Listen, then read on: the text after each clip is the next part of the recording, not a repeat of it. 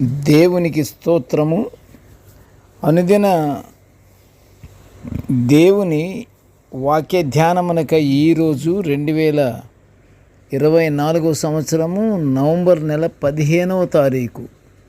ఈరోజు ధ్యాన వాక్యము పరిశుద్ధ గ్రంథము నుండి కీర్తనల గ్రంథము 9వ సంకీర్తన 10వ వచనాన్ని మనం ధ్యానించుకుందాము.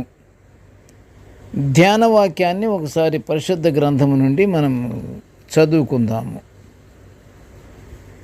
యెహోవా, నిన్ను ఆశ్రయించు వారిని నీవు విడిచిపెట్టవాడవు కావు. కావున నీ నామమెరిగిన వారు నిన్ను నమ్ముకొందురు.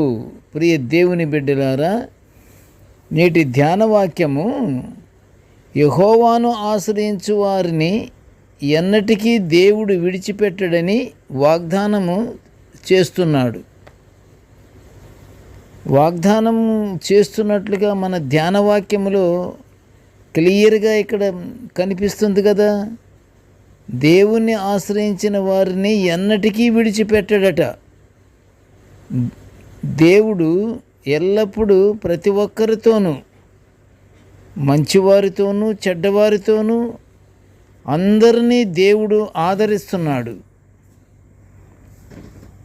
ఇక్కడ మనకు జరగవలసిన పనులు జరుగుటకు ఆలస్యమవుతున్నప్పుడు మనం ఏమనుకుంటాము? దేవుడు మనల్ని మరిచిపోతున్నాడు అని అనుకుంటాము. అవునా కదా? మనకు ఆశీర్వాదాలు కూడా దేవుని చిత్తమే అని మనము గుర్తెరగాలి. మనము రకరకాలుగా మనకు జరిగే ఆలస్యాల వలన ఊహించుకుంటూ ఉంటాము. అయితే పరిశుద్ధ గ్రంథములోని లేఖనాలను ఒకసారి మనము చూద్దాము. ఒక్కసారి మనసు పెట్టి చదువుకుందాము. మీరు చదవండి. కీర్తనకారుడు 34వ సంకీర్తన 10వ వచనములో ఏమంటున్నాడంటే, సింహపు పిల్లలు లేమిగలవై ఆకలిగొనును. సింహపు పిల్లలు ఆకలిగొనటం అంటే అది చాలా చాలా గొప్ప మాట. సింహపు పిల్లలకి ఆకలికి సంబంధమే లేదు అసలు. సింహము అంటే అడవిలో రారాజు. దేనికైనాను వెనకాడకుండా మంచి ఫలితాన్ని పొందుకునే సింహము ఆ యొక్క సింహపు బిడ్డలకి ఆకలి అనేది తెలియకుండా జరుగుతుంటుంది. ఎందుకని? కీర్తనకారుడు 34వ సంకీర్తన 10వ వచనములో సింహపు పిల్లలు లేమిగలవై ఆకలిగొనును, కానీ యెహోవాను ఆశ్రయించు వారికి ఏ మేలును కొదువు అయి ఉండదు.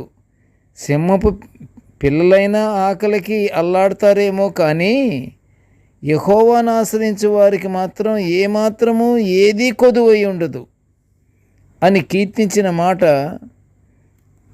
ఎంత బలము కలిగి ధైర్యముగా లేదా మానవులకు, మరియు అందులోనూ ఆయనను ఆశ్రయించు వారికి ఏ మేలు కొదువు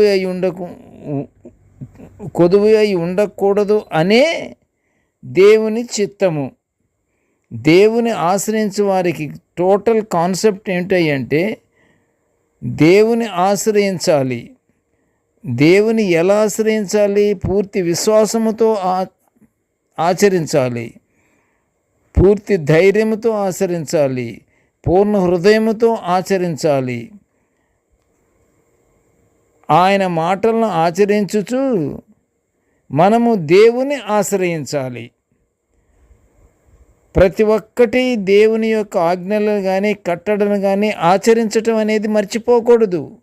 ఎప్పుడైతే నువ్వు ఆచరిస్తావో నీకు దేవుని ఆశ్రయము దొరుకుతుంది.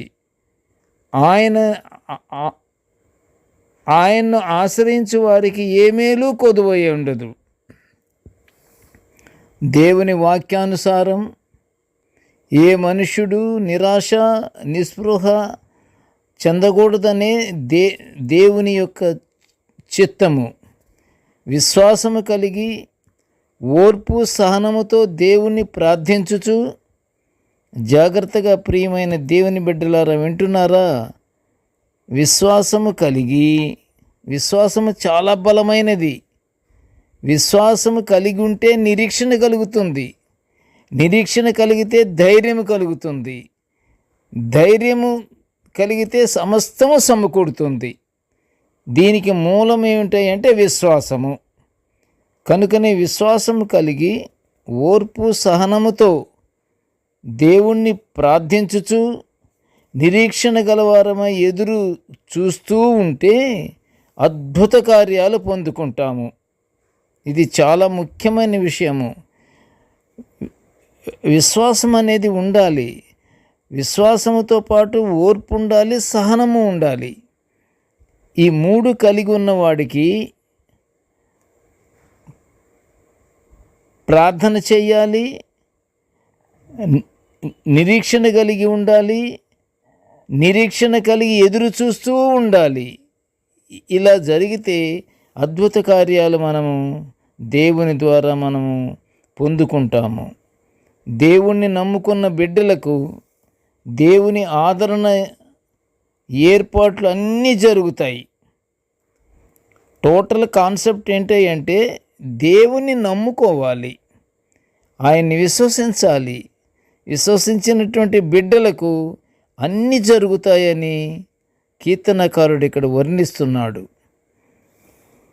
దేవుని ఆదరణ, ఆయన ఏర్పాట్లు అన్నీ జరుగుతాయంటున్నాడు. ప్రేమగల మన తండ్రిపై ఆధారపడి నిత్యము ఆనందిస్తూ ఉండాలి.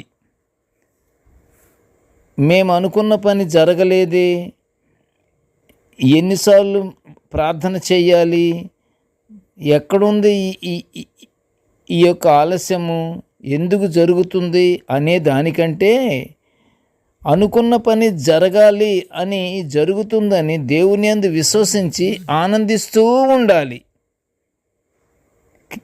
కీర్తనకారుడు కీర్తన గ్రంథము 9వ సంకీర్తన 10వ వచనంలో ఏమంటున్నాడంటే, యెహోవా, నిన్ను ఆశ్రయించు వారిని నీవు విడిచిపెట్టువాడో మాత్రము కావు అని అంటున్నాడు. ఆ ప్రకారంగా మన ప్రార్థనలకు దేవుడు తప్పకుండా జవాబిస్తాడన్నటువంటి నిరీక్షణ కలిగి ఎడతెగక మనం ప్రార్థనల యందు నిమగ్నమై ఉండి ప్రార్థనలు మనం చేసుకుంటూ ఆయన ఆశీర్వాదాలు, ఏకంగా మనము పరలోక ఆశీర్వాదాలు పొందుకుంటూ ఆయన బిడ్డలముగా మనము జీవిద్దాము. ప్రార్థన చేసుకుందాము. కృపగల తండ్రి, జీవముగల నాయన, నీ పాదములు స్తోత్రములు. తండ్రి, నీ యొక్క నేటి ధ్యాన వాక్యమును వినుచున్న ప్రతి బిడ్డను ఆశీర్వదించయ్యా. ఇదిగో నాయన, ఎల్లప్పుడూ నిన్ను ఆశ్రయించుచు నీ నుండి గొప్ప ఫలితాలు పొందుకుంటూ నీ బిడ్డలముగా మేము జీవించే భాగ్యాన్ని మాకు అర్హత అనుగ్రహించమని ఈ మనవులన్నీ యేసయ్య పుణ్య నామమున వినయముగా వేడుకొనుచుంటున్నాము తండ్రి. ఆమేన్. దేవుడు మనలందరినీ బహుగా దీవించుగాక. ఆమేన్.